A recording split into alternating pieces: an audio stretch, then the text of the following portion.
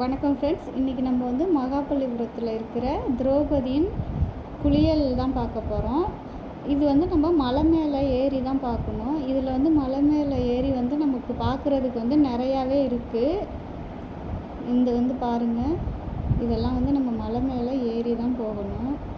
பாருங்கள், போகிறப்பே வந்து சைட்லலாம் அழகாக வந்து மரம் செடி அதெல்லாம் வந்து அழகாக இருக்குது. இந்த இடம் வந்து நேச்சுரலாக வந்து பார்க்குறதுக்குமே நல்லா இருக்குது பாருங்கள்.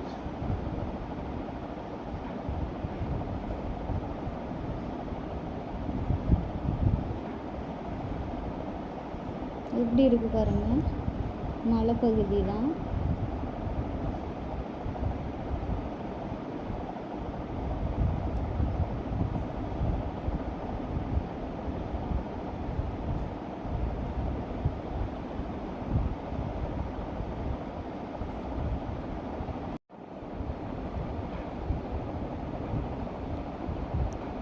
நம்ம வந்து ஏறி வந்தாச்சு.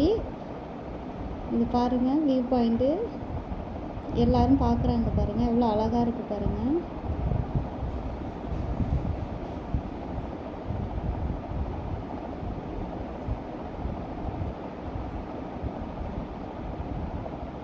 நேச்சுரலாக இருக்குது பாருங்கள். ரொம்ப வந்து ஒரு பசுமையாகவே இருக்குது இந்த இடம் எல்லாமே.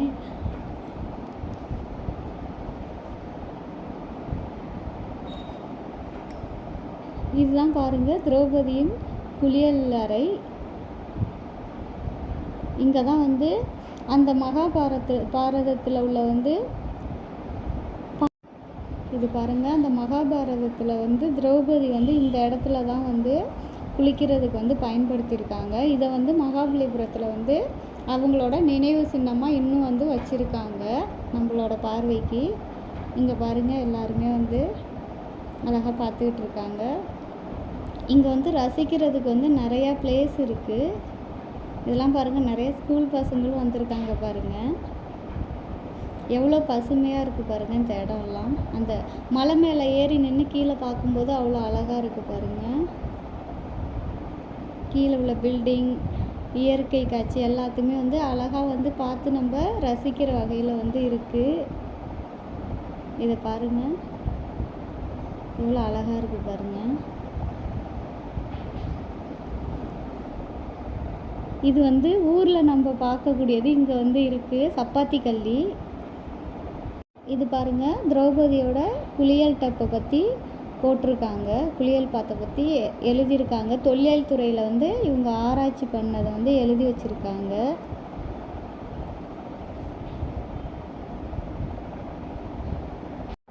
நம்ம அடுத்தது என்ன பார்க்க போகிறோன்னா தர்மராஜாவோட கட்த்ரோன். இது வந்து தர்மராஜர் வந்து சிம்மாசனம் ஒற்றைக்கல்லில் செதுக்கப்பட்டது. கட்டுமான கோயில்கள், குடைவரைகளை தவிர இது போன்ற அமைப்புகளும் பல்லவர் காலத்தில் வந்து மாமல்லபுரத்தில் வந்து செதுக்கப்பட்டிருக்காங்க. நீள் சதுரமான மேடை மீது ஒரு சிங்கம் வந்து கம்பீரமாக அமர்ந்திருப்பது போல் அழகாக செதுக்கப்பட்டிருக்கு. இதை வந்து சிங்க சிம்மாசனம்னு சொல்கிறாங்க. அதோட இன்ஸ்ட்ரக்ஷன் எல்லாமே வந்து நமக்கு தொல்லியல் துறை வந்து ஆராய்ச்சி பண்ணி நமக்கு வந்து ஒரு போர்டில் வந்து பக்கத்துலேயே வந்து அதை பற்றி எழுதி வச்சுருக்காங்க. இது பாருங்கள், இதுதான் இங்கே பாருங்கள், அந்த ஒற்றை கல்லில் வந்து சிங்கம் வந்து சிங்க உருவம் வந்து இருக்குது பாருங்கள். இதுதான் வந்து தர்மராஜாவோட கட்த்ரோன் அப்படின்னு சொல்கிறோம். நம்ம வந்து தர்மராஜா வந்து ஒற்றைக்கல் சிங்கத்தில் இருக்கிற மாதிரி ஒரு இதை பார்த்துட்டு தான் அடுத்தது வந்து நம்ம போயிட்டுருக்கோம். இங்கே வந்து பஞ்ச ரதத்தை பற்றி ஒரு கட்டடம் இருந்திருக்கு, ஆனால் இப்போ அது வந்து இடிஞ்சு போயிருக்கு, இப்போ இல்லை. இங்கே நிறையா வந்து செல்ஃபிலாம் எடுத்துக்கிட்டு இருக்க மாதிரி இடங்கள் வந்து இருக்குது. இதெல்லாம் பாருங்கள், இது வந்து ரொம்ப ஏறி தான் போக வேண்டியிருக்கும். இங்கே வந்து நமக்கு ரொம்ப தூரம் நடந்து போகிறதுனால வழியில் வந்து தாகம் எடுத்தால் தண்ணி வாங்கி குடிக்கிறதுக்கு வந்து நிறையா வந்து சின்ன சின்ன பொட்டி கடை மாதிரி வச்சுருக்காங்க.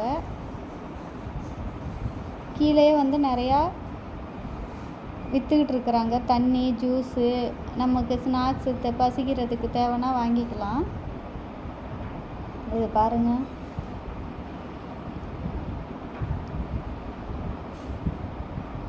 எவ்வளோ வந்து அந்த காலத்தில் வந்து ஸ்ட்ராங்காக வந்து மலை எல்லாமே வச்சுருக்காங்க பாருங்கள். எல்லாமே வந்து கல்லுலே வந்து செதுக்கி வச்சுருக்காங்க. அது வந்து ஒரு சிலது வந்து அழியாமலே அப்படியே இருக்குது நினைவு சின்னமாகவே. இங்கே வந்து மகாபலிபுரத்தில் வந்து மோஸ்ட்லி வந்து நிறையா வந்து கல்லில் தான் செஞ்சுருக்க சிலைலாம் வச்சுருக்காங்க.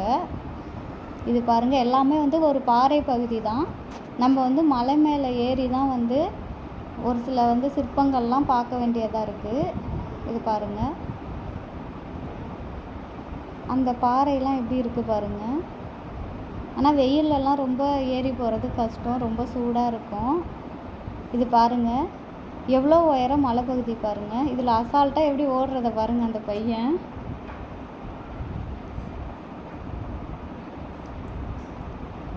இங்கே பாருங்கள், கீழேயும் நிறையா வந்து மரங்கள் இருக்குது. இங்கே தான் வந்து இயற்கையோட அழகு எல்லாமே வந்து ரசிக்கக்கூடிய ஒரு இடமா இருக்குது. இது பாருங்கள், இதுவுமே ஏதோ ஒரு வரலாறு தான் இங்கேயும் இருந்திருக்கு. ஏன்னா அந்த பில்டிங் வந்து அங்கே இருக்குது, இப்போ வந்து இல்லை. எல்லாமே வந்து ஒரு சில வரலாறு படைத்த சிற்பங்கள் எல்லாமே ஒரு சிலது வந்து சுனாமி வந்தப்போ வந்து அழிஞ்சு போயிருக்கு. இதெல்லாம் பாருங்கள், இந்த கட்டடமே வந்து ஏதோ ஒரு வரலாறு தான் சொல்லக்கூடியதாக இருக்குது. முந்தைய வரலாற்றில் இருந்த சிற்பங்கள் எதுவுமே வந்து இப்போ இல்லை. ஏன்னா அது வந்து ரொம்ப காலத்தில் தலைமுறையாக தாண்டி வந்து இப்போ வந்து கரண்ட்டு தலைமுறையில் இருக்கிறதுனால எதுவுமே பார்க்க முடியல. அதோட நினைவு சின்னமாக அதோட புகைப்படங்கள் மட்டுமே வந்து இங்கே நினைவு சின்னமாக வச்சுருக்காங்க. இதெல்லாம் பாருங்கள், எல்லாமே வந்து கருங்கல்லில் தான் கட்டியிருக்காங்க. இந்த கட்டடம் கூட, இந்த கட்டடங்கள்லேயும் ஒரு வரலாறு இருக்கும். அது வந்து என்ன வரலாறுன்னு நமக்கு சரியாக தெரியல. ஏன்னா இது வந்து பாதி வந்து அழிஞ்சு போயிருக்கு. ஆனால் இங்கே இயற்கை வந்து ரொம்ப நல்லா இருக்குது. இயற்கை காட்சி வந்து இங்கே பாருங்கள், மலையிலேருந்து பார்க்கும்போது அது ரொம்ப அழகாக இருக்குது. இங்கே வந்தால் இயற்கை காட்சிகளை வந்து இந்த மலை மேலே ஏறி நின்று நல்லா ரசிக்கலாம். இது பாருங்கள், எல்லா மரமும் இருக்குது. நம்ம வந்து கிராமத்து வாழ்க்கையில் வந்து சின்ன பிள்ளையில் வந்து என்ஜாய் பண்ணி பார்த்த இந்த சப்பாத்தி கல்லி, இலந்த, இந்த மாதிரி மரங்கள் வந்து எல்லாமே இங்கே வந்து இருக்குது. நம்ம இங்கே வரும்போது சிறு வயதில் வந்து வாழ்ந்த வாழ்க்கையை கூட வந்து ஞாபகப்படுத்தும். அந்த மாதிரி எல்லா மரமும் வந்து இருக்குது. இது பாருங்கள், நீங்களே பார்ப்பீங்க, நிறையா மரங்கள் வந்து இருக்குது. இதெல்லாம் பாருங்கள், சப்பாத்தி கல்லி. நாங்களாம் சின்ன பிள்ளையில் வந்து இதில் வந்து அந்த சப்பாத்தி கல்லி பழம் வந்து இருக்கும். அதை வந்து பிடுங்கி சாப்பிடும்போது கையிலெல்லாம் முள் குத்திடும். இதை பார்க்கும்போது எங்களுக்கு வந்து அந்த பழைய ஞாபகம் தான் வந்துச்சு. இதெல்லாம் பாருங்கள், நிறையாவே வச்சுருக்காங்க. இலந்த மரம், இலந்த பழம்லாம் நாங்கள் சின்ன பிள்ளையில் வந்து அவ்வளோதான் விரும்பி சாப்பிடுவோம். இதெல்லாம் நம்ம பார்க்கும்போது ரொம்ப சிறு வயது வாழ்க்கைக்கே வந்து போயிட்டோம். நல்லா இருக்குது அப்படி. இதெல்லாம் பாருங்கள், எல்லாமே வந்து மலை தான். பாறைகள், மலைகள், அதெல்லாம் தாண்டி தான் நம்ம வந்து நடந்து போகணும். இதெல்லாம் பாருங்கள் எப்படி இருக்குன்னு சொல்லிட்டு. பெரிய பெரிய பாறைகள் எல்லாமே வந்து இங்கே இருக்குது. இது வழியாக தான் நம்ம போகணும். இதுவுமே பாருங்கள், ஏதோ ஒரு வந்து பழங்காலத்து மண்டபம் தான். இதுலேயும் வந்து ஏதோ ஒரு புராண கதை வந்து அடங்கியிருக்கும். அந்த புராண கதைகள் வந்து அந்த கட்டிடம் வந்து அழிஞ்சு போனதுனால புராண கதைகளும் அழிஞ்சு போயிடுச்சு. அதோட இமேஜ் மட்டும்தான் வச்சுருப்பாங்க. இது பாருங்கள், இதுவுமே வந்து மலை மேலே இருந்து வியூ பாயிண்ட்டு தான். இது எல்லாமே நல்லா இருக்குது பாருங்கள். நம்ம எவ்வளோ மேலே இருந்து இருக்கிறோன்னு பாருங்கள். அந்த அளவுக்கு வந்து சின்னதாக தெரியுது. இது வந்து லைட் ஹவுஸு பாருங்கள். எல்லாத்தையுமே நம்ம வந்து மேலே இருந்து பார்க்க முடியுது. அவ்வளோ உயரமாக நம்ம வந்துருக்கோம் மலை மேலே. இது பாருங்கள், மலை மேலே இருக்கிறதுனால பில்டிங்லாம் நமக்கு வந்து சின்ன சின்னதாக தெரியுது. இங்கே நின்று பார்க்கும்போது வியூ பாயிண்ட்டே வந்து எவ்வளோ அழகாக இருக்குது பாருங்கள். நீங்கள் நேரில் வந்து பார்த்து ரசிக்கும் போது ரொம்ப ஃபீல் பண்ணுவீங்க. அவ்வளோ ஒரு என்ஜாய்மெண்ட்டாக இருக்கும், ஹாப்பியாக இருக்கும். கண்டிப்பாக நீங்கள் மகாபலிபுரம் வந்து இதெல்லாமே வந்து பாருங்கள், என்ஜாய் பண்ணி. இதெல்லாம் பாருங்கள், இந்த பூவெல்லாம் வந்து பார்க்கும்போது காட்டுப்பூவு அப்படியே வந்து மனசுக்கு வந்து ஒரு இதமாக சந்தோஷம், அப்படி மகிழ்ச்சியாக இருக்குது பாருங்கள். இதெல்லாம் பாருங்கள், சின்ன சின்ன பூ. இதுவுமே வந்து கிராமத்தில் இருக்கக்கூடிய பூ தான். இதெல்லாம் பார்க்கும்போதே அழகாக இருக்குது பாருங்கள். நம்ம நடந்து போகும்போதே அந்த வழியில் இருக்க இயற்கை இதெல்லாம் ரசிச்சுக்கிட்டு போகும்போதே நம்ம நடக்கிறதே தெரியாது. இவ்வளோ தூரமானு தெரியாதபடி நடந்து போயிட்டே இருக்கலாம். இது பக்கத்தில் பாருங்கள் எவ்வளோ பெரிய பாறை பாருங்கள். இதெல்லாம் பாருங்கள், இதுவுமே வந்து எவ்வளோ பழம்பெரும் மண்டபத்தில் பாருங்கள். இது எல்லாமே வந்து கருங்கல்லில் செய்யப்பட்டது தான். இதுவுமே வந்து அந்த காலத்தில் வந்து பயன்படுத்தியிருக்காங்க. இதெல்லாம் ரொம்ப உறுதியாகவே இருக்குது, ஏன்னா கருங்கல்லில் கட்டியிருக்கிறதுனால. இங்கே பாருங்கள், இங்கே வந்து படி மாதிரி வச்சு செதுக்கியிருக்காங்க, கருங்கல்லே செதுக்கியிருக்காங்க பாறையில்.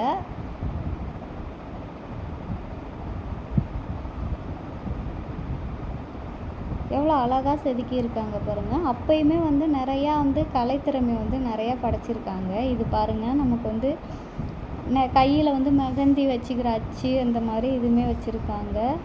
நம்ம நடந்து போகிற வழியிலே அங்கங்கே கொஞ்சம் கடையுமே வச்சுருக்காங்க. இது பாருங்கள், கிளிப்பு, மணி, வாட்டர் பாட்டில் எல்லாமே இருக்குது. இதெல்லாம் பாருங்கள், கையில் மெகந்தி வச்சுக்கிற அச்சு தான்.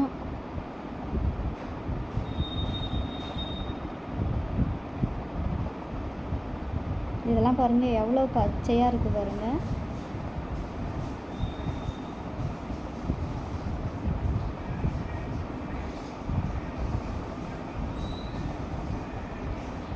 இங்கேயும் வந்து வழியில் சாப்பிட்றதுக்கு வந்து அந்த ஃப்ரூட்ஸு, மாங்காய், இதெல்லாம் தண்ணி எல்லாமே வச்சுருக்காங்க.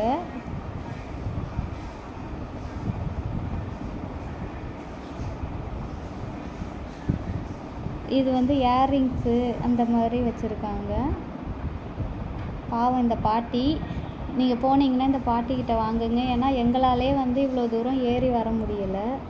இது வந்து ராயகோபுரம். ராயகோபுரத்துக்கு எப்படி போகிறதுன்னு சொல்லிட்டு அவங்க வழி வச்சுருக்காங்க, நம்ம வழி மாறி போயிடக்கூடாது அப்படிங்கிறதுக்காக. இங்கே பாருங்க, இங்கே வெறும் பாறை தான். பாறையே வந்து சுவர் மாதிரி எவ்வளோ உயரமாக இருக்குது பாருங்கள். இங்கே எவ்வளோ வந்து அழகாக வந்து ஒரு கலைநயத்தோடு வந்து பாதையே வந்து செதுக்கி வச்சுருக்காங்க பாருங்கள். பாறையில் எவ்வளோ அழகாக இருக்குது பாருங்கள். ரொம்ப அழகாக செதுக்கி வச்சுருக்காங்க. இந்த குட்டி பையனை பாருங்கள், அழகாக நடந்து போயிட்டுருக்கான்.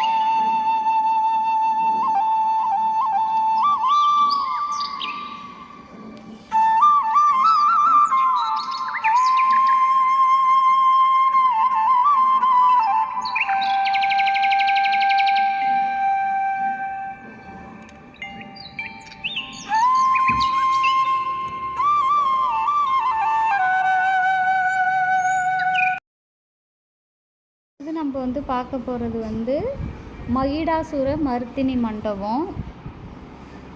மாமல்லபுரத்தில் உள்ள மகிடாசுர மர்த்தினி மண்டபம் வந்து கலங்கரை விளக்கத்துக்கு செல்லும் வழியில் வந்து குன்றின் மீது அமைந்துள்ள ஒரு குடைவரை. இந்த மண்டபம் வந்து குடையப்பட்டுள்ள பாறைக்கு மேலே ஓலகணேஸ்வரர் கோயில்னு பெயர் கொண்ட கட்டுமான கோயில் அமைந்துள்ளது. இதன் முகப்பு வந்து 4 தனி தூண்களையும் அவற்றின் இருபுறமும் பக்க சுவர்களோடு ஒட்டிய 2 அரை தூண்களும் கொண்டதாக அமைஞ்சிருக்கு. முகப்பில் வந்து அதிட்டானம், காணப்படவில்லை. ஆனால் உயரமாக அமைந்துள்ள மண்டபத்துக்குள் செல்வதற்காக 2 பக்கமும் படிகள் அமைக்கப்பட்டுள்ளன. 3 கருவறையை கொண்டு அமைக்கப்பட்டுள்ள இக்குடைவரையின் நடுவில் உள்ள கருவறையின் பின்புற சுவரில் பெரும்பாலான பல்லவர் கோயில்கள் காணப்படுவது போல சோமஸ்கந்தரின் புடைப்பு சிற்பம் செதுக்கப்பட்டுள்ளது. தரைப்பகுதியில் லிங்கம் பொருத்துவதற்கான குழி காணப்படுகின்றது. இக்கருவறைக்கு இருபுறமும் காணப்படும் கருவறைகளில் தெற்கு பக்கத்தில் உள்ளது சிவபிரானுக்கு என அமைக்கப்பட்டது. 3வது கருவறையில் முற்றுப்பெற்ற சிற்பங்கள் எதுவும் இல்லை. சிற்பங்கள் செதுக்கப்பட இருந்ததற்கான சான்றுகள் தென்படுகின்றன. இக்கருவறை திருமாலுக்கு உரியது என ஆய்வாளர்கள் சொல்கிறாங்க. நடுவில் உள்ள கருவறைக்கு முன்னால் குடைவரையின் உள்ளே 2 சிம்ம தூண்களுடன் கூடிய சிறிய மண்டபம் ஒன்று உள்ளது. பக்க சுவர் ஒன்றில் செதுக்கப்பட்டுள்ள மகிடாசுர மர்த்தினி அசுரனுடன் போரிடும் காட்சியை காட்டும் புடைப்பு சிற்பம் இக்குடைவரைக்குரிய சிறப்பு அம்சங்களில் ஒன்று. மிகவும் நேர்த்தியாக செதுக்கப்பட்டுள்ள இந்த சிற்பம் மாமல்லபுரத்தில் உள்ள பரவலாக அறியப்பட்ட சிற்பங்களுள் ஒன்று. இப்போ நம்ம அடுத்தது என்ன பார்க்க போகிறோன்னா ஓலக்கண்ணேஸ்வர் டெம்பிள் தான். இது கடற்கரை கோயிலை போலவே ஓலக்கண்ணேஸ்வரர் கோயிலும் 8ஆம் நூற்றாண்டின் முற்பகுதியில் பல்லவ வம்ச மன்னர் ராஜசிம்ம ஆட்சியின் போது கட்டப்பட்டது. தொல்பொருள் ஆய்வாளர் ஆல்பர்ட் லாங்கர்ட்ஸ் 1900 இந்த இடத்தில் தற்போதைய கலங்கரை விளக்கம் கட்டப்படுவதற்கு முன்பு ஓலக்கண்ணேஸ்வரர் கோயிலின் கூரையானது கூரையில் மரத்தால் ஆன கொட்டகை அமைப்புடன் கலங்கரை விளக்கமாக செயல்பட்டதுன்னு சொல்கிறாங்க. இந்த ஓலக்கண்ணேஸ்வரர் கோயில் பழைய கலங்கரை விளக்கம்னு அழைக்கப்படுது. மகாபலிபுரம் நகரத்தில் தமிழ்நாட்டில் காஞ்சிபுரம் மாவட்டத்தில் வங்காள விரிகுடாவின் கோரமண்டல் கடற்கரையை கண்டு காணாத போல் உள்ளது. கடற்கரை கோயிலை போலவே ஓலக்கண்ணேஸ்வரர் கோயிலும் ஒரு கட்டமைப்பு கோயில். இது மகிஷாசுர மர்த்தினி மண்டபத்திற்கு நேராகவே ஒரு குன்றின் மேலே அமைஞ்சுள்ளது. இது நகரத்தின் இயற்கை காட்சிகளை பார்க்குறதுக்கு ஈஸியாக இருக்குது. அதன் தெற்கே சில கிலோமீட்டர் தொலைவில் அணுமின் நிலையம் இருப்பதால் அப்பகுதி உயர் பாதுகாப்பு வலயத்திற்குள் இருப்பதால் புகைப்படம் எடுப்பது தடை செய்யப்பட்டு இருக்கு. ஓலக்கண்ணேஸ்வரர் கோயில் சில சமயங்களில் மகிஷாசுரர் கோயில் என்று தவறாக குறிப்பிடப்படுகிறது. இது சிவனின் அவதாரத்திற்கு மட்டுமே அர்ப்பணிக்கப்பட்டுள்ளது. அடுத்தது நம்ம லைட் ஹவுஸ் தான் போகிறோம். இந்த கலங்கரை விளக்கம் மகாபலிபுரத்தில் உள்ள தனி வரலாற்று ரத்தினம் இல்லை. இந்த கோபுரத்திற்கு அருகில் மற்றொரு கலங்கரை விளக்கம் உள்ளது. இது கிபி 640 CE வாக்கில் பல்லவ மன்னன் 1ஆம் மகேந்திரவர்மன் என்பவரால் கட்டப்பட்டது. இந்த பழங்கால நினைவு சின்னம் இப்பகுதியின் வளமான பாரம்பரியத்தை நினைவூட்டுவதாக உள்ளது. நாங்கள் இந்த லைட் ஹவுஸ் மேலே ஏறி அழகாக எல்லா வியூ பாயிண்ட்டையும் பார்த்துட்டு அழகாக என்ஜாய் பண்ணிவிட்டு வீட்டுக்கு வந்தோம். நீங்களும் உங்கள் ஃபேமிலியோடு போனீங்கன்னா நேரில் போய் பார்த்தீங்கன்னா அதோட ஹிஸ்ட்ரி எல்லாமே உங்களுக்கு தெரியும். கண்டிப்பாக மகாபலிபுரம் போனீங்கன்னா நல்லா என்ஜாய் பண்ணலாம். இது பாருங்கள், இது எல்லாமே நம்ம மேலே ஏறி நிற்கும்போது எல்லா வியூ பாயிண்ட்டும் பார்க்கலாம். இது பாருங்கள், மேலே இருந்து பார்க்கும்போது எவ்வளோ அழகாக தெரியுது பாருங்கள். எல்லாமே கவர் ஆகுது பாருங்கள்.